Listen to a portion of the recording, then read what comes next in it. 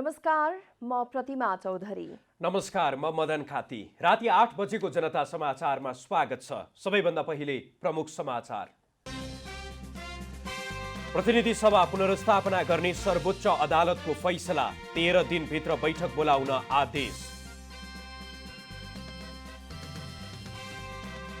सर्वोच्चको फैसलाले देशलाई राजनीतिक सङ्कटबाट बचाएको नेकपा अध्यक्ष दाहालको भनाई, सत्यको जित भएको अर्का अध्यक्ष नेपालको प्रतिक्रिया।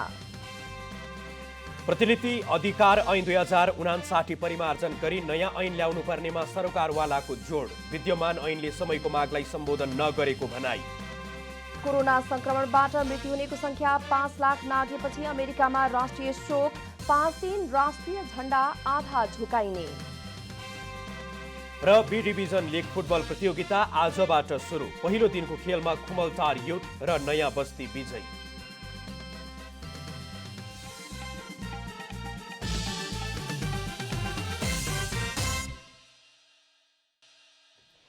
अब पूरा समाचार।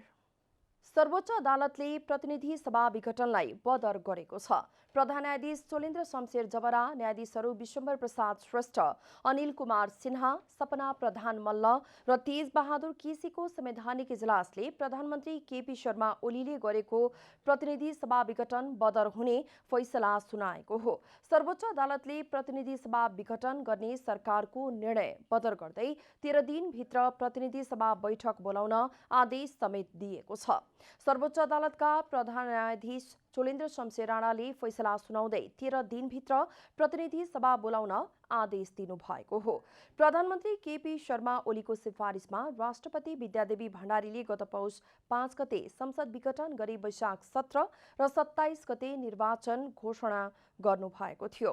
त्यसविरुद्ध 13 वटा रिट सर्वोच्चमा दर्ता भएका थिए। नेपाल कम्युनिस्ट पार्टी नेकपाका अध्यक्ष पुष्पकमल दाहालले सर्वोच्च अदालतको फैसलाले देशलाई राजनीतिक सङ्कटबाट बचाएको बताउनु भएको छ। सर्वोच्च अदालतको फैसला आएसँगै जनता टेलिभिजनसँग कुरा गर्दै अध्यक्ष दाहालले अदालतको फैसलाले राजनीतिक सङ्कटबाट देशलाई बचाएको बताउनु भएको हो। उहाँले अदालतको फैसलाले संविधान र लोकतन्त्रको रक्षा गरेको पनि बताउनुभयो। सबभन्दा पहिला त म सर्वोच्च अदालतले संविधानको मर्म र भावना अनुसार, नेपाली जनताको चाहना आवश्यकता अनुसार, लोकतन्त्रको आवश्यकता अनुसार फैसला गरेको छ। म प्रधान न्यायाधीश लगायत सम्मानित इजलासका सबै न्यायाधीशहरूलाई हार्दिक बधाई भन्न चाहन्छु, धन्यवाद भन्न चाहन्छु। र यो कदम असंवैधानिक थियो हो, अलोकतान्त्रिक हो, निरङ्कुश हो र स्वेच्छाचारी हो भनेर आन्दोलनमा उत्रेका सबै राजनीतिक दलहरू, नागरिक आन्दोलन, पत्रकार, बुद्धिजीवी, संविधानविद, कानुनविद सबैलाई पनि म हाम्रो पार्टीको तर्फबाट हार्दिक बधाई ज्ञापन गर्न चाहन्छु। आम नेपाली जनता जसले छोटै अवधिमा यो कदम चाहिँ निरङ्कुश छ, प्रतिगामी छ र यसले देश र जनतालाई अराजकताको भुमरीमा हाल्छ भनेर जसरी जनताको ठुलो उत्साहको साथ देशव्यापी जनपरिचालनमा सहभागी भए आम नेपाली जनता सबैप्रति पनि म पार्टीको तर्फबाट हार्दिक बधाई र धन्यवाद ज्ञापन गर्न चाहन्छु। हामी पहिलो कुरा त के हो भने यो कदम असंवैधानिक र अलोकतान्त्रिक भनेर चाहिँ अभिव्यक्ति दिने र आन्दोलनमा जाने सबै राजनीतिक दलसँग सहमति र समझदारीबाट हामी जान चाहन्छौँ अगाडि।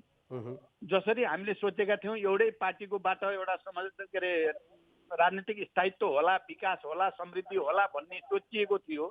केपी ओलीको निरङ्कुशताको कारण, उनको प्रतिगामी कदमको कारण, उहाँको व्यक्तिवादी र गुटवादी शैलीका कारण त्यो धाराशाही भएको थियो। अब हामी संसदमा भएका सबै राजनीतिक दलहरूसँग समझदारी बनाएर सहमतिबाट यो देशलाई, लोकतन्त्रलाई, गणतन्त्रलाई, सङ्घीयतालाई, समावेशी समानुपातिकतालाई र नेपाली जनताले व्यग्रतापूर्वक प्रतीक्षा गरेको विकास निर्माणलाई गति, सामाजिक न्याय सहितको गति दिने कुरामा हाम्रो ध्यान केन्द्रित हुन्छ। अहिले माधव नेपालजी र म यहाँ सँगै छौँ, भरतपुरमा आएका छौँ भोलिको प्रदर्शनको लागि। हामी आजै फर्किँदैछौँ। त्यहाँ आएर मेरो अहिले भर्खरै नेपाली कङ्ग्रेसको नेताहरूसँग नि कुरा भयो, अरूसँग नि कुरा भइराखेको छ। हामी भोलिबाट नै सबैसँग सहमति, समझदारी कायम गर्ने र गम्भीरतापूर्वक जिम्मेवारीका साथ हामी राष्ट्रिय सहमति निर्माणतिर नै हाम्रो जोड हुन्छ। मन्त्रीमा कुनै विशेषाधिकार छैन। राजनीतिक स्थायित्वलाई सुदृढ गर्न यो फैसलाले मद्दत गर्यो। राजनीतिक दलहरूलाई पनि एउटा शिक्षा भयो।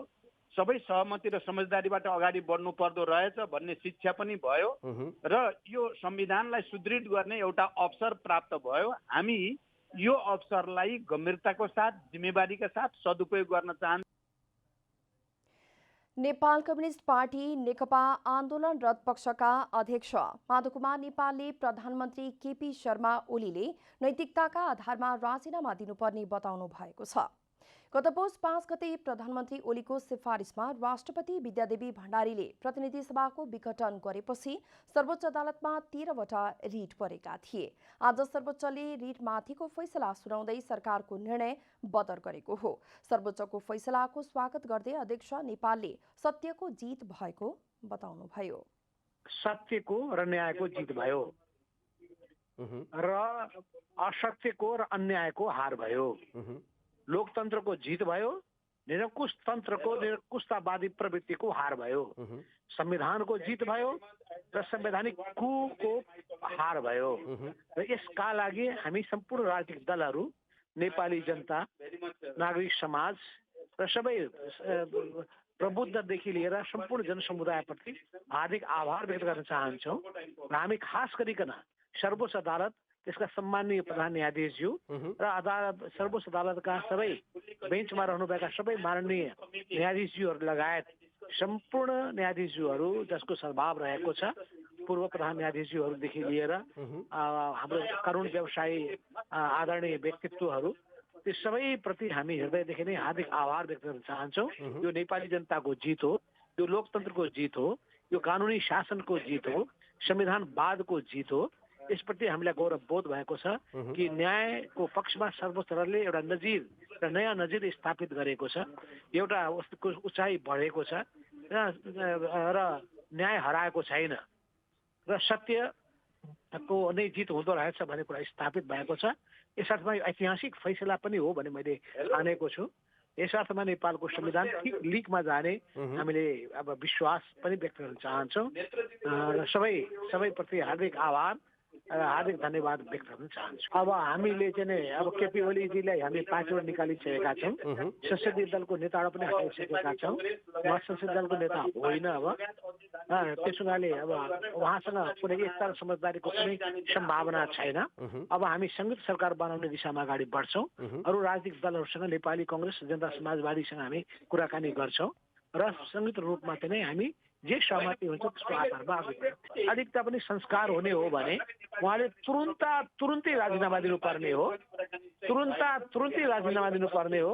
अहिलेसम्म पनि राजीनामा दिनु यो लाजको कुरा हो, बडो शरमको कुरा हो भने म ठान्दछु। उहाँको सत्ता मोह, उहाँको निर्लिप्त सत्ता मोहको एउटा नाङ्गो उदाहरण पनि हो र उहाँका पक्षमा उहाँका पूजकहरूले पनि कमसेकम यस्ता प्रवृत्तिलाई निरुत्साहित गर्नुपर्ने हो। तर ती पूजकहरू केपी ओलीका प्रत्येक गलत कदमलाई पनि जुन हिसाबले चाहिँ एकदम पूज्य ठानिरहेका छन्, अब यो चिजमा उनीहरूले पनि सोच्नुपर्ने आवश्यकता छ। तर केपी ओलीको साथमा भुलवश गएका छन् या भ्रमवश गएका छन् भने उहाँहरू सबै मूलधारमा फर्किनका लागि म आह्वान पनि गर्न चाहन्छु। हामी कुनै कसैप्रति आग्रह पाल्ने छैनौँ, सबैलाई साथमा लिएर जान पनि तयार छौँ। सरकारको दिशामा अगाडि बढ्छौँ, सबै राजनीतिक दलहरू समेट्छौँ र एक त पहिले सबैप्रति हामी हार्दिक आभार व्यक्त गर्न चाहन्छौँ। यो नेपाली जनताको जित हो भने मैले भनिसकेको छु। सत्य र न्यायको जित हो भन्ने कुरा भनिसकेको छु। न्याय हराएको छैन, न्याय हारेको छैन, न्याय जीवित छ भन्ने कुराको एउटा उदाहरण हो र यो उदाहरण प्रस्तुत गर्ने कुरामा सर्वोच्च अदालतले जुन हिसाबले साथका साथ निर्णय गरेको छ, उहाँहरू धेरै बधाईका पात्र हुनुहुन्छ। उहाँहरूले बडो बहादुरीका साहसका साथ निर्णय गर्नुभएको छ। संविधानवादमा देशलाई अघि बढाउने काम गर्नुभएको छ र अस्थिरताबाट देशलाई जोगाउने काम गर्नुभएको छ। यसको निम्ति नेपाली जनता सबभन्दा पहिलो जनताको त्यो उहाँको जनताको सङ्कल्प, जनताको दृढता, सङ्घर्षमा जनताको अडिगताबाटै यो सम्भव भएको हुनाले यस अर्थमा यो नेपाली जनताको जितको रूपमा हामीले लिएका छौँ। हामी अरू पार्टीहरूसँग हामीले बस्छौँ, खुला छौँ। हामी सर्वोच्च अदालतको फैसलापछि कानुन व्यवसायीहरूले अदालतप्रति जनताको विश्वास बढेको प्रतिक्रिया दिएका छन्। रिट निवेदकको माग बमोजिम आदेश जारी गर्नुपर्ने वा नपर्ने के हो भन्ने 5औं प्रश्नका सम्बन्धमा विचार गर्दा संघीय संसदको प्रतिनिधि सभा विघटनको लागि नेपालको संविधानले निर्दिष्ट गरेको लिखित निश्चित पूर्वावस्थाको अभावमा तथा संविधानको आधारभूत मूल्य मर्म र मान्यता प्रतिकूल सम्माननीय प्रधानमन्त्रीको संविधानको धारा 76 को उपधारा 1 र 7, धारा 85 र तथा संसदीय प्रणालीको आधारभूत मर्म एवं मान्यता मूल्य मान्यता तथा हाम्रो आफ्नै र संसदीय प्रणाली भएका विभिन्न मुलुकको अभ्यास बमोजिम भनी संघीय संसदको वर्तमान प्रतिनिधि सभा विघटनको लागि सम्माननीय राष्ट्रपतिज्यू समक्ष गर्नुभएको मिति 7795 को सिफारिस तथा सो बमोजिम सम्माननीय राष्ट्रपतिबाट सोही मितिमा भएको प्रतिनिधि सभा विघटनको निर्णय विज्ञप्ति समेतका तत्सम्बन्धी सम्पूर्ण काम कारबाहीहरू असंवैधानिक भएकोले प्रारम्भदेखि नै कानुनी प्रभाव शून्य रहने गरी उत्प्रेषणको आदेश बदर हुने ठहर छ। उपयुक्त बमोजिम जारी भएको आदेशको परिणाम स्वरूप संघीय संसदको प्रतिनिधि सभा उक्त असंवैधानिक विघटन भन्दा पहिलेकै स्थितिमा पुनर्स्थापित भई यथास्थितिमै काम गर्न सक्षम र समर्थ रहेको छ।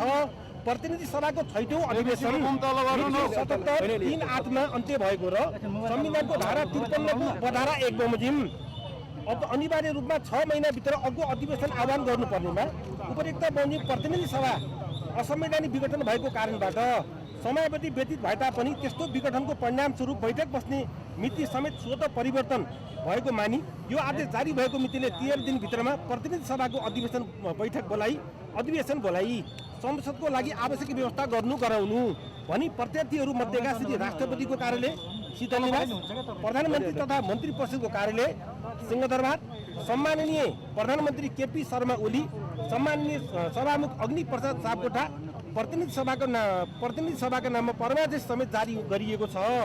यो आदेशको पालना तत्काल कार्यान्वयन गर्नुपर्ने प्रवृत्तिको रहेको र आदेशको पुनः तयार हुन समय लाग्ने भएकोले यो संक्षिप्त आदेश जारी गरिदिएको छ। आदेशको जानकारी सम्बन्धित पक्षलाई तत्काल उपलब्ध गराउनु। आज नेपाली जनताको जित भएको छ, प्रतिनिधि सभा पुनर्स्थापना भएको छ र म एउटा सम्पूर्ण दर्शकलाई म के निवेदन गर्न चाहन्छु भने आज 3 करोड जनताले न्याय पाएका छन्, प्रतिनिधि सभाको पुनर्स्थापना भएको छ र आजैको मितिले 13 दिनभित्रमा प्रधानमन्त्री केपी शर्मा ओलीलाई राष्ट्रपतिको कार्यालय र सभामुख अग्नि प्रसाद सापकोटालाई 13 दिनभित्रमा संसद अधिवेशन आह्वान गर्नु भन्ने आदेश भएको छ। यो अत्यन्त सकारात्मक आदेश हो। आज यो जनताको जित भएको छ। म एकदम उत्साहित भएको छु। के भाषा अलिकति बताइदिनुस् न तपाईको। अब एउटा कुरा के हो भने मैले पढेको छैन हैन, सो 13 दिनभित्र माइकल तल राखौ न यार। मैले यस्तो हो, तपाईहरुलाई डिटेल बताउनको लागि मैले पनि पढ्नुपर्छ। मैले पनि डिटेल पढेको छैन हैन, त्यसैले चाहिँ मैले पनि सुनेको, तपाईले जे सुन्नुभयो मैले त्यही सुनेको। 13 दिनभित्र संसद बोलाउनु भन्ने आदेश भएको छ। भोलि हामी त्यहाँ पुर्याउँछौँ। भोलि त्यसको है त कति दिनभित्र प्रतिनिधि सभा विघटन विरुद्ध परेको रिटमा सर्वोच्च अदालतमा सरकारको निर्णय विरुद्ध फैसला भएको छ। 2077 साल पुस 5 गते प्रधानमन्त्री केपी शर्मा ओली नेतृत्वको नेपाल कम्युनिस्ट पार्टीको सरकारले प्रतिनिधि सभा विघटन गरेको घटनालाई नेपाली कांग्रेसले तत्काल नै असंवैधानिक, अलोकतान्त्रिक, अधिनायकवादी र सर्वसत्तावादी कदम भनी निर्णय गरेको थियो। नेपाली कांग्रेसले अदालतमा विचाराधीन मुद्दामा आफ्नो पक्षमा फैसला गराउन कसैले पनि दबाब दिन नहुने र सर्वोच्च अदालतले गर्ने फैसलालाई सम्मान गर्ने कुरा सार्वजनिक गर्दै आएको थियो। कांग्रेसले सर्वोच्च अदालतले आज गरेको फैसलाको सम्मान गर्दै स्वागत गरेको छ। सर्वोच्च अदालतबाट संसद पुनर्स्थापनाको फैसला भएसँगै संसद सचिवालयले बैठकको तयारी सुरु गरेको छ। सचिवालयले संसद पुनर्स्थापनाको भौतिक तयारीका साथै कानुनी तयारी पनि सुरु गरेको संसद सचिवालयका प्रवक्ता डाक्टर रोजनाथ पाण्डेले जानकारी दिनुभयो। संसद सचिवालयले 13 दिनको अवधिमा मन्त्री परिषदको सिफारिसमा राष्ट्रपतिबाट बैठक आह्वान गर्ने परम्परा रहेकाले राष्ट्रपतिको सिफारिस आउन साथै बैठक आह्वान गरिने प्रवक्ता डाक्टर पाण्डेले जानकारी दिनुभएको छ। जनता समाचारमा अब छोटो विश्राम।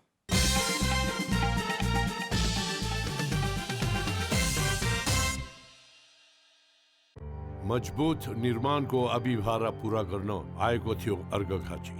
भूकम्पले देश हल्लायो तर अर्घखाँचीको हिम्मत हल्लाउन सकेन।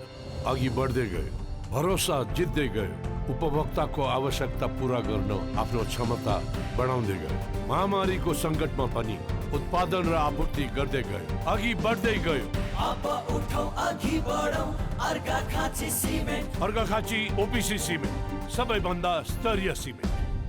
Subisuko 5G Plus Dual Band Router internet अनुभवलाई अझ उत्कृष्ट बनाउनुहोस् सुबिसुको 5G+ डुअल ब्यान्ड राउटरको साथमा 20 MBPS इन्टरनेट मात्र 1100 प्रति महिनामा र 30 MBPS इन्टरनेट र फुल क्लियर टिभी HD प्याकेज मात्र रु 1208 प्रति महिनामा।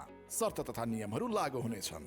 थप जानकारीका लागि www.subisu.net.np। जति खाए उति यो खाउ खाउ लाग्छ किन गोल्डन कुकिज बिहान साँझ या गुड छेडमा गोल्डन कुकिज ओहो मन यति यो कहाँ मान्छ र बाडी चुडी खाऊ गीत गाऊ अनि माया लाऊ हामी सबै रमाऊ गोल्डन कुकिज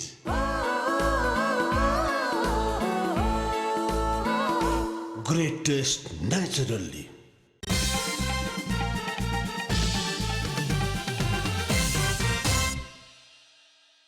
जनता समाचारमा अब थप समाचार। प्रतिनिधि सभा पुनर्स्थापना गर्ने सर्वोच्च अदालतको आज फैसला आएको छ र 13 दिनभित्र बैठक बोलाउन पनि आदेश दिइसकिएको छ र यो सँगै आज ऐतिहासिक यो फैसलासँगै देश नै तरङ्गित भएको छ र अहिले थप जानकारी दिनका लागि हामीसँग कुराकानी गर्नका लागि नेपाल कम्युनिस्ट पार्टी नेकपाका प्रवक्ता नारायण काजी श्रेष्ठ अहिले हाम्रो सम्पर्कमा हुनुहुन्छ। नमस्कार, यहाँलाई स्वागत छ। धन्यवाद। आज जुन सर्वोच्चले फैसला सुनाएको छ यो फैसलाप्रति यहाँको प्रतिक्रिया के छ, के भन्न चाहनुहुन्छ? सर्वोच्च अदालतले संविधानको अक्षर मर्म र भावनालाई आत्मसात गर्दै संविधान सम्मत ढङ्गले सभा पुनर्स्थापना गर्ने जो फैसला गरेको छ त्यसलाई हाम्रो पार्टी स्वागत गर्दछ र यसले सभा पुनर्स्थापना गर्ने मात्रै काम गरेको छैन, वास्तवमा संविधान र लोकतन्त्रको रक्षामा पनि ऐतिहासिक योगदान पुर्याएको छ। त्यसैले यो नेपाली जनताको, संविधानको, लोकतन्त्रको र हामी सबैको विजयको विषय हो। हजुर, र सँगसँगै मैले यहाँलाई फेरि पनि सोध्न चाहे, राष्ट्रपति र प्रधानमन्त्रीलाई यहाँको के सन्देश रहेको छ? प्रधानमन्त्रीले यस प्रकारको असंवैधानिक कदम चालेर देशलाई प्रतिगमनको दिशातिर लैजाने काम गर्नुभएकोमा अदालतले त्यसलाई खारिज गरिदिइसकेपछि नैतिक आधारमा तत्काल राजीनामा दिनु उपयुक्त हुन्छ। अरू कुराको हकमा त हामी संविधान र लोकतन्त्रको अभ्यासको पक्षमा भएको हुनाले अब संविधानको कार्यान्वयनको प्रक्रियालाई संसदभित्रबाट अगाडि बढाउने कुरा हुन्छ। र आजको यो ऐतिहासिक फैसलासँगै देशको राजनीतिले अब कस्तो मोड लिला त? होइन, यसले नेपाली जनता संविधान र लोकतन्त्र जो आफूले सङ्घर्ष गरेर हासिल गरेका हुन् त्यसको रक्षा गर्न दृढ सङ्कल्पित छ भन्ने कुरा पुष्टि भएको छ। अब त्यसैले यो नेपाली जनताले बनाएको संविधानको कार्यान्वयनको प्रक्रिया अगाडि बढ्छ, लोकतन्त्र प्रक्रिया अगाडि बढ्छ। तर एउटा कुरो कदम हुँदैनौँ। अब हामीले चाहिँ यो प्रतिगामी कदम सकिएपछि संसदलाई, सरकार निर्माणको प्रक्रियालाई र सम्पूर्ण हाम्रा गतिविधिहरूलाई आत्मालोचनात्मक ढङ्गले हेरेर हाम्रा पनि आफ्ना कमी कमजोरी के छन् यो कुरालाई पनि समीक्षा गरेर नयाँ प्रतिबद्धता सहित संविधान र लोकतन्त्रको रक्षा गर्दै सामाजिक आर्थिक रूपान्तरणको पक्षमा काम गर्ने दिशा सुरु हुन्छ। हस्त, यहाँलाई धेरै धेरै धन्यवाद। उहाँ हुनुहुन्थ्यो नेकपा आन्दोलनरत पक्षका प्रवक्ता नारायण काजी श्रेष्ठ, हामीसँग कुराकानी गर्दै हुनुहुन्थ्यो। अब बाँकी समाचार। सरकार बाला एवं व्यवसायीहरूले नयाँ प्रतिलिपि अधिकार ऐन ल्याउन माग गरेका छन्। विद्यमान ऐनले समयको मागलाई सम्बोधन गर्न नसक्ने भन्दै परिमार्जनको आवश्यकता औल्याइएको हो। विद्यमान प्रतिलिपि अधिकार ऐन 2059 र नियमावली 2061 परिमार्जन गरी नयाँ ऐन ल्याउनु पर्नेमा सरकारवालाहरूले जोड दिएका छन्। नेपाल उद्योग वाणिज्य महासङ्घद्वारा सरकार तथा सरकारवाला निकायहरूको सहभागितामा महासङ्घ सचिवालयमा आयोजना गरेको प्रतिलिपि अधिकार कानुनी व्यवस्था र चुनौती विषयक छलफलमा हालको कानुनी संरचना कामचलाउ मात्र भएको र यो अपर्याप्त समेत भएकोले नयाँ ऐन आवश्यक रहेको सुझाव उनीहरूको छ। मुलुक पूर्णतः डिजिटलाइजेसनमा जाने तर्खरमा रहेको अवस्थामा म्यानुअलको जमानामा ल्याइएको ऐनले अहिलेको आवश्यकतालाई सम्बोधन गर्न नसक्ने भनाइ सरकारवालाहरूको छ। यससँगै आवश्यक नियमावली र कार्यविधिहरू पनि तर्जुमा गर्नुपर्ने र रजिस्ट्रारको कार्यालयले नयाँ कानुनहरू तर्जुमा गर्न अग्रसरता लिनुपर्ने सुझाव सरकारवालाहरूको छ। नयाँ ऐनमा रजिस्ट्रार तथा कार्यालयको भूमिका, अधिकार र जिम्मेवारी बढाएर प्रभावकारी बनाउन आवश्यक रहेको, प्रवर्धनात्मक कार्यक्रमहरू गर्न कन्जुसै गर्न नहुने र रजिस्ट्रार कार्यालयलाई आवश्यक साधन स्रोत र प्रविधियुक्त बनाउनु पर्ने पनि सुझाव कार्यक्रममा आएको छ। कार्यक्रममा प्रतिलिपि अधिकार र रोयल्टी व्यवस्थापनमा महासङ्घको अग्रसरतामा समस्या समाधान हुनुपर्ने, सरकारवालाहरूलाई राखेर रोयल्टी सङ्कलन तथा वितरण लगायतका विषयमा वार्ता छलफल गराई सम्झौता गराउन महासङ्घले अग्रसरता लिनुपर्ने, यस कार्यको पहल सर्वप्रथम महासङ्घ अन्तर्गतका सङ्घहरूबाट आयोजना हुने मेला महोत्सवमा बजाइने रचनाहरूको रोयल्टी उठाउने कार्यबाट थालनी गर्नुपर्ने, मुलुकको गीत सङ्गीत चलचित्र सहित समग्र कला क्षेत्रको विकासका लागि सरकारले सर्भर सेन्टर स्थापना गर्न सहयोग गर्नुपर्ने लगायतको सुझाव समेत आएको छ। त्यसैगरी कानुनी व्यवस्थामा सुधार गरेर रोयल्टी सङ्कलन समाजको भूमिका सबल बनाउनुपर्ने, हालका रोयल्टी सङ्कलन समाजहरू एकीकृत गरेर वा एकद्वार प्रणाली बनाई वा एउटै छातामुनि ल्याई छरितो, प्रभावकारी र कम खर्चिलो बनाउनुपर्ने, रोयल्टी सङ्कलन समाज सक्षम नहुन्जेल सरकारबाट आर्थिक सहयोग समेत उपलब्ध गराउनुपर्ने सुझाव पनि सो अवसरमा दिइएको छ।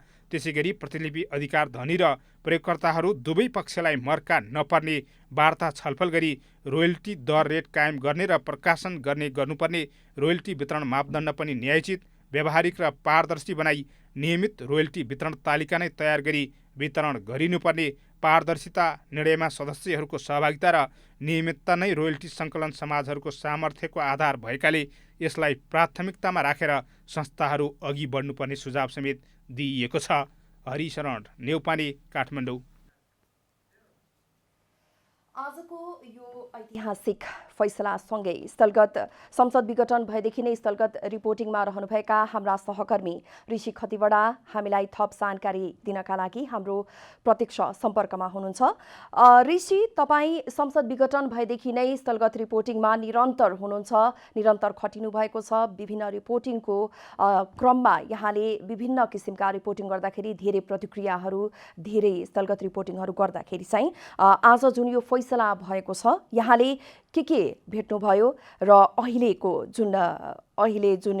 भन्दाखेरि कहीँ विरोध प्रदर्शन होला, कहीँ दीपावली पनि मनाइएका होलान्, यहाँले के देख्नु भएको छ, के भेट्नु भएको छ, हामीलाई जानकारी दिनुहोस् न। पुस 5 गते संसद विघटन भइसकेपछि नेपाली राजनीतिको एउटा दुर्लभ इतिहास नै भन्नुपर्छ। आज सर्वोच्च अदालतले संसद विघटनको जुन प्रधानमन्त्री केपी शर्मा ओलीको एउटा कदम थियो, त्यो कदमलाई पुनर्स्थापना गरिदिएको छ। अर्थात् प्रधानमन्त्रीको कदमलाई सदर गर्नबाट रोकिदिएको छ, अर्थात् संसद पुनर्स्थापना गर्नका लागि अदालतले फैसला गरिदिएको छ। हामी रिपोर्टिङका क्रममा विभिन्न ठाउँमा पुग्यौँ। आजकै दिनमा साँझको समय विभिन्न स्थानमा दीपावली भइरहेको छ।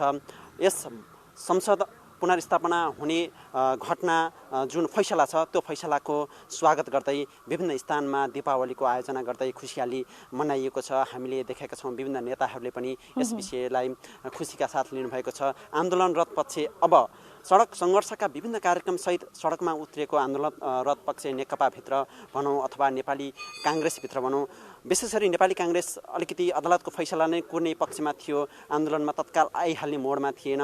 यद्यपि यो निर्णयले काङ्ग्रेसलाई पनि एक तरिकाले सहज भएको छ भने विभिन्न साना राजनीतिक दलहरू पनि यस निर्णयबाट खुसी भएका देखिएको छ। विशेष गरी अस्ति 7 गते सकिएको संवैधानिक इजलासको यो फैसला आज 11 गतेका दिनमा आइसकेको छ। हामीले पटक पटक जानकारी गराएका छौँ कि अबको 13 दिनमा अर्थात् फागुन 24 गतेभित्र संसद बोलाइसक्नका लागि अदालतले निर्देशन अथवा फैसला गरेको छ। राष्ट्रपति सभामुख प्रधानमन्त्रीका नाउँमा परमादेश जारी गरेको छ र प्रधानमन्त्री केपी शर्मा ओलीले थप नयाँ कदम चाल्ने हो कि भन्ने आशंका पनि छ। यसले के हुनसक्छ भने परमादेश जारी गरिसकेपछि पक्कै पनि अब केपी शर्मा ओलीले नयाँ कुनै पनि कदम चाल्न त्यो आदेश विपरीत हुन नसक्ने पनि विभिन्न कानुन व्यवसायीहरूले बताइरहेका छन्। हामीले विभिन्न कानुन व्यवसायीहरूसँग पनि कुराकानी गरेका थियौँ।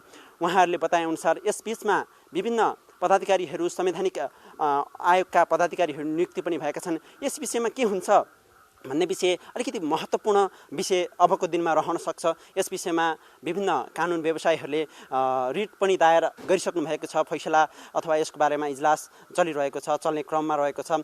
यो विषयमा भने मैले कुराकानी गर्दा मत बाजिएको छ। विभिन्न अधिवक्ताहरूले यस विषय स्वतः खारेज हुने पनि बताउनुहुन्छ। कतिपयले भने यो मुद्दा चलिरहेको छ र अदालतले नै अब के फैसला गर्छ त्यही हुन्छ भन्ने तरिकाले पनि हामीलाई जानकारी गराउनु भएको छ। समग्रमा यो 2 महिनाको अवधिमा नेपाली राजनीतिको यो बिरलै देख्न सकिने इतिहासका हामी साक्षी बन्न पाएका छौँ। र यो साक्षीका क्रममा हामीले के देख्न पायौँ भने यस्ता घटनामा अदालतले दिने निर्णय, अदालतले गर्ने फैसला न्याय मरेको छैन भने जसरी हामीले कानुन छ है देशमा भने जसरी एक तरिकाले व्याख्या विश्लेषण हुँदै आएको छ र त्यो आज साबित भएको छ। सबै जब केपी शर्मा ओली पक्षधरका बाहेकका धेरैजसो जनताहरू खुसी हुनुहुन्छ यति बेला।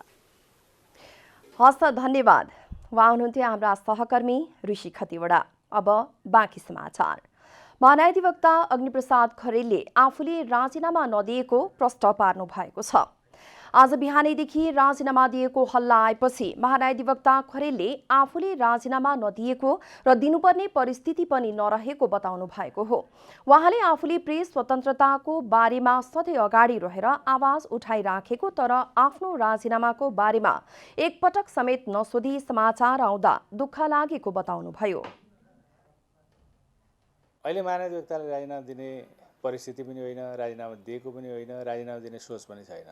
फ्रिडम अफ प्रेस र राइट टु इन्फर्मेसनलाई ठिक ढङ्गले अगाडि लाँदा मात्रै लोकतान्त्रिक पद्धति ठिक ढङ्गले अगाडि जान सक्छ। सबैजनाको चिन्ता र सरोकार हुनेको लोकतान्त्रिक पद्धतिलाई ठिक ढङ्गले अगाडि लगियोस् भन्ने कुरा होला र त्यसप्रति म आफू पनि प्रतिबद्ध छु र सबैलाई प्रतिबद्ध रहनको निम्ति म अनुरोध गर्छु।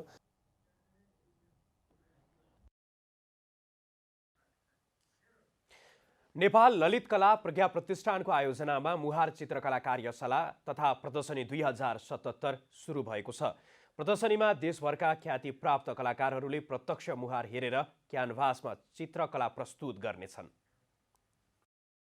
विदेशमा धेरै समय अघिदेखि प्रचलनमा रहेको मुहार चित्रकला प्रदर्शनी नेपालमा पनि शुभारम्भ भएको छ। नेपाल ललित कला प्रज्ञा प्रतिष्ठानले 7 प्रदेशका प्रतिष्ठित चित्रकारलाई भेला पारेर मुहार चित्रकला कार्यशाला तथा प्रदर्शनी 2077 सुरु गरेको हो। 8 दिनसम्म चल्ने चित्रकला प्रदर्शनीमा 12 जना चित्रकारहरूले 12 जना नेपालका उद्योगी, समाजसेवी तथा ख्यातिप्राप्त कलाकारहरूलाई सामुन्ने राखेर उनीहरूको मुहार चित्र कोर्नेछन्। मुहार चित्र भनेको एउटा छुट्टै क्षेत्र हो। हामीले यस्तो धेरै विधाहरू कार्यक्रमहरू गर्छौँ यहाँ, त्यसमध्ये एउटा विधा हो। यो विधा भनेको चाहिँ सजिलो अरू जस्तो होइन, लाइभ बनाउनु पर्ने होइन, मान्छे अगाडि आएको बनाउनु पर्ने र फेरि क्यारेक्टर मान्छे दुरुस्त आउनु पर्यो, चिन्नु पर्यो, त्यो जम्मै कुराहरूको एउटा छुट्टै यसले चाहिँ माहौल तयार गर्छ। त्यो हिसाबले हामीले यो वर्कसप गरे हो। अब यस्तो हामी विविध ल्यान्डस्केप पनि गर्छौँ, अलग्गै गर्छौँ होइन। अब कुनै स्टिल लाइफको गर्छ, त्यसमध्ये एउटा चाहिँ यो पोर्ट्रेटको वर्कसप हो। यस्तो चाहिँ धेरै हुँदैन, गाह्रो छ। प्रतिष्ठानले चित्रकला बिक्री मार्फत आएको रकम सिन्धुपाल्चोकको विपन्न बस्तीमा रहेका विद्यालयहरूलाई सहयोग स्वरूप दिने जनाएको छ। उत्कृष्ट चित्रलाई विदेशी प्रतियोगितामा समेत समावेश गरिनेछ। इन्टरनेसनलमा कस्तो ट्रेन्ड छ भने अब जसरी हाम्रो लियोनार्डो भिन्चीको मोनालिसा चाहिँ ऊ भएर पर्यटनको यत्रो लुब्रा म्युजियममा विकास भइरहेछ, त्यही मोनालिसा यत्रो सानो हेर्न जानलाई मान्छे भिर हुन्छ। यस्तै चाहिँ यो इन्टरनेसनल्ली चाहिँ यो प्रोग्राम पनि इन्टरनेसनल्ली चाहिँ यो कम्पिटिसन हुन्छ। यो पोर्ट्रेटको कम्पिटिसन, मुहार चित्रको कम्पिटिसन भएर चाहिँ यो जान्छ। प्रदर्शनीमा सहभागी चित्रकारहरूले ओझेलमा परेको तर विशेष मानिने प्रतिभालाई उजागर गर्न र देश विदेशमा समेत नेपाली प्रतिभालाई चिनाउन भूमिका खेल्ने बताएका छन्। नेपालमा अहिलेसम्मको यो चित्रकलाले बुझ्नु भएको छैन है।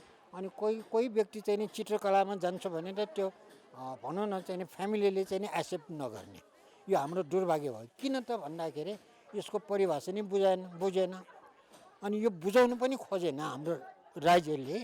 तर राज्यले भन्ना पनि अब स्कुलमा पनि यस्तो यस्तो कार्यक्रम राखिदिएको भए त बुझ्ने होला।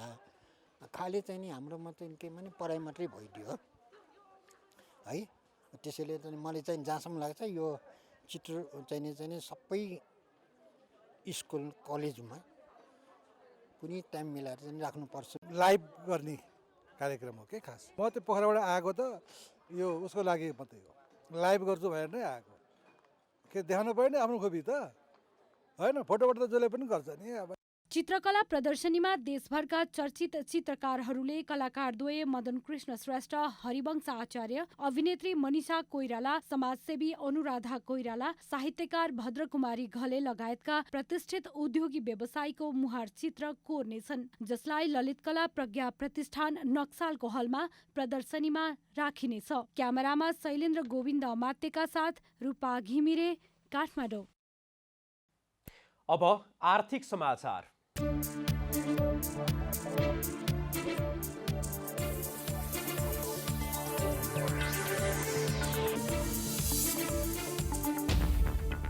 मङ्गलबार सुनको मूल्य तोलामा 1100 रुपियाँले बढेको छ। बजारमा छापावाला सुन प्रति तोला 90,100 रुपियाँमा कारोबार भएको नेपाल सुन चाँदी व्यवसायी महासङ्घले जनाएको छ।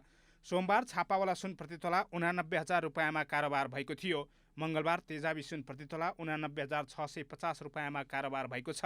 चाँदीको मूल्य तोलामा 25 रुपियाँले बढेर प्रति तोला 1,360 रुपियाँमा कारोबार भएको छ। अन्तर्राष्ट्रिय बजारमा मूल्य बढेर सुन प्रति औँस $1,811 हाराहारीमा कारोबार भइरहेको छ। मङ्गलबार सेयर बजार परिसूचक नेप्से 21.16 अङ्कले घटेर 2586.51 अङ्कमा आइपुगेको छ। बजारमा क वर्गका परिसूचकको मापन गर्ने सेन्सेटिभ इन्डेक्स 2.41 अङ्कले घटेको छ। बजारमा व्यापारिक बाहेक बाँकी सबै समूहको परिसूचकमा गिरावट आएको छ।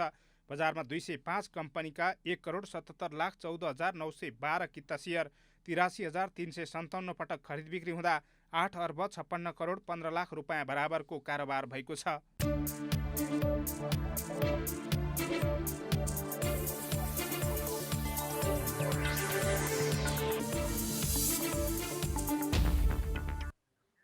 अब खेलकुद समाचार।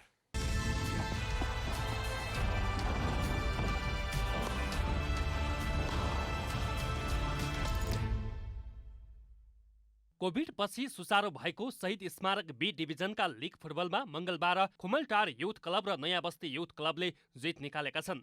ललितपुर स्थित अखिल नेपाल फुटबल सङ्घ एन्फा मुख्यालयको मैदानमा सम्पन्न दिनको पहिलो खेलमा नयाँ बस्तीले मध्यपुर युथ एसोसिएसनलाई 2-1 ले पराजित गर्दा अर्को खेलमा खुमलटार युथ क्लबले पुल्चोक स्पोर्ट्स क्लबलाई 5-2 को गोल अन्तरले पराजित गरेको हो। नयाँ बस्तीको जितमा सचु गुरुङ र अभय धिमालले 1-1 गोल गरे। मध्यपुरका भूपाल सिंह गुरुङले 1 गोल फर्काउन सफल भएका थिए। मङ्गलबारैको अर्को खेलमा खुमलटारलाई जित दिलाउन महेश राईले 2 गोल गर्दा कप्तान सबिन केसी, आयुष घलान र मनिष सेडाईले 1-1 गोल गरे। पुल्चोकका मिनबहादुर गुरुङ र किस्मत लिम्बुले 1-1 गोल फर्काए। जितसँगै खुमलटारले 6 खेलमा 16 अङ्क जोडेको छ। पुल्चोकको 6 खेलमा 1 अङ्क रहेको छ। लिगमा 12 क्लबले प्रतिस्पर्धा गरिरहेका छन्। एक टिम ए डिभिजन लिगमा बढुवा हुनेछ भने एक टिम सी डिभिजनमा घटुवा हुनेछ। राष्ट्रिय महिला लिग खेल्ने क्रममा चोट बोकेकी स्ट्राइकर सावित्रा भण्डारी साम्बाको उपचारका लागि अखिल नेपाल फुटबल सङ्घ एन्फाले कतार फुटबल एसोसिएसनलाई पत्र पठाएको छ। एन्फाले सावित्राको उपचारमा सहयोग गर्नका लागि कतारलाई पत्र पठाएको हो। एन्फाले पठाएको पत्रको जवाफ आएसँगै सावित्राको शल्यक्रियाको टुङ्गो लाग्ने बताइएको छ। कतार फुटबल एसोसिएसनकै सहयोगमा राष्ट्रिय पुरुष फुटबल टोलीका 2 सदस्य विमल घरती मगर र विक्रम लामा पनि उपचारका लागि दोहामा रहेका छन्। विक्रममा सफल शल्यक्रिया भइसकेको छ भने विमलको मार्च 9 गतेमा हुने बताइएको छ। राष्ट्रिय लिग अन्तर्गत साम्बाले नेपाल पुलिस विरुद्धको खेलमा सावित्राले चोट बोकेकी थिइन्। सावित्राको दायाँ खुट्टाको एन्टेरियर क्रुसिएट लिगामेन्ट एसिएल च्यातिएको छ। उनको शल्यक्रिया गर्नुपर्नेछ। चोटका कारण सावित्राले लिगको अन्तिम 2 खेल समेत गुमाएकी थिइन्। उनी करिब 1 वर्ष मैदान बाहिर रहनेछिन्।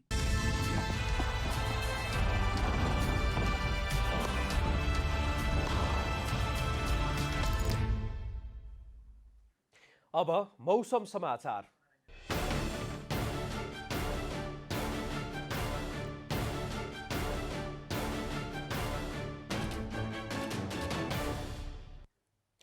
आज दिनभर मौसम सामान्यतया सफा रह्यो। राति देशका पहाडी भूभागहरूमा आंशिक बदलीको सम्भावना रही बाँकी भूभागहरूमा मौसम सामान्यतया सफा रहनेछ भने प्रदेश 1, गण्डकी, कर्णाली र सुदूरपश्चिम प्रदेशका पहाडी भूभागका केही स्थानमा हल्का वर्षाको सम्भावना रहेको जल तथा मौसम पूर्वानुमान महाशाखाले जनाएको छ।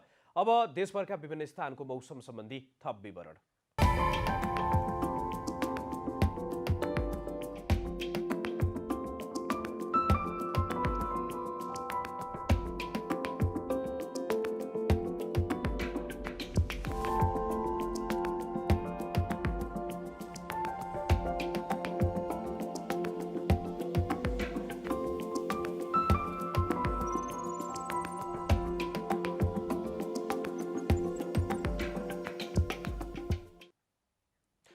अन्त्यमा आजको डायरी।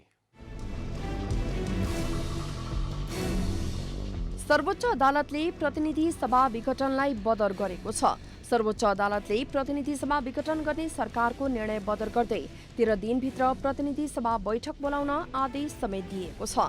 प्रधानमन्त्री केपी शर्मा ओलीको सिफारिसमा राष्ट्रपति विद्यादेवी भण्डारीले गत पौष 5 गते संसद विघटन गरी वैशाख 17 र 27 गते निर्वाचन घोषणा गर्नुभएको थियो। त्यसविरुद्ध 13 वटा रिट सर्वोच्चमा दर्ता भएका थिए। नेपाल कम्युनिस्ट पार्टी नेकपाका अध्यक्ष पुष्पकमल दाहालले सर्वोच्च अदालतको फैसलाले देशलाई राजनीतिक सङ्कटबाट बचाएको बताउनु भएको छ। अध्यक्ष दाहालले अदालतको फैसलाले राजनीतिक सङ्कटबाट देशलाई बचाएको बताउनु भएको हो। उहाँले अदालतको फैसलाले संविधान र लोकतन्त्रको रक्षा गरेको पनि बताउनुभयो। नेपाल कम्युनिस्ट पार्टी नेकपा आन्दोलनरत पक्षका अध्यक्ष माधवकुमार नेपालले प्रधानमन्त्री केपी शर्मा ओलीले नैतिकताका आधारमा राजीनामा दिनुपर्ने बताउनु भएको छ। आज सर्वोच्चले रिटमाथिको फैसला सुनाउँदै सरकारको निर्णय बदर गरेको हो। सर्वोच्चको फैसलाको स्वागत गर्दै अध्यक्ष नेपालले सत्यको जित भएको बताउनुभयो। अमेरिकामा कोरोना भाइरसबाट मृत्यु हुनेको संख्या 5 लाख नाघेसँगै अमेरिकी राष्ट्रपति जो बाइडेनले सरकारी कार्यालयमा 5 दिनसम्म राष्ट्रिय झण्डा आधा झुकाउन आदेश दिनुभएको छ।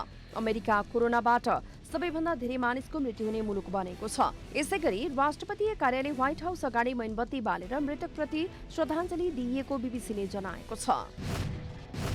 राष्ट्रिय महिला लीग खेल्ने क्रममा चोट बोकेकी स्ट्राइकर साबित्रा भण्डारीको उपचारका लागि अखिल नेपाल फुटबल संघ इन्फाले कतार फुटबल एसोसिएसनलाई पत्र पठाएको छ। इन्फाले साबित्राको उपचारमा सहयोग गर्नका लागि कतारलाई पत्र पठाएको हो। पत्रको जवाफ आएसँगै साबित्राको शल्यक्रियाको टुङ्गो लाग्ने बताइएको छ।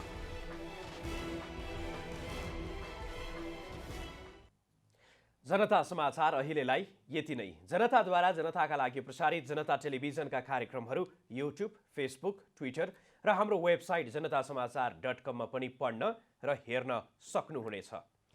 सूचनामा तपाईको सहभागिता, समयमा समाचार हाम्रो प्रतिबद्धता। कोरोना भाइरसको संक्रमणबाट बस्न नियमित रूपमा साबुन पानीले मिची हात धौँ, भिडभाडबाट टाढै रहौं। नमस्कार।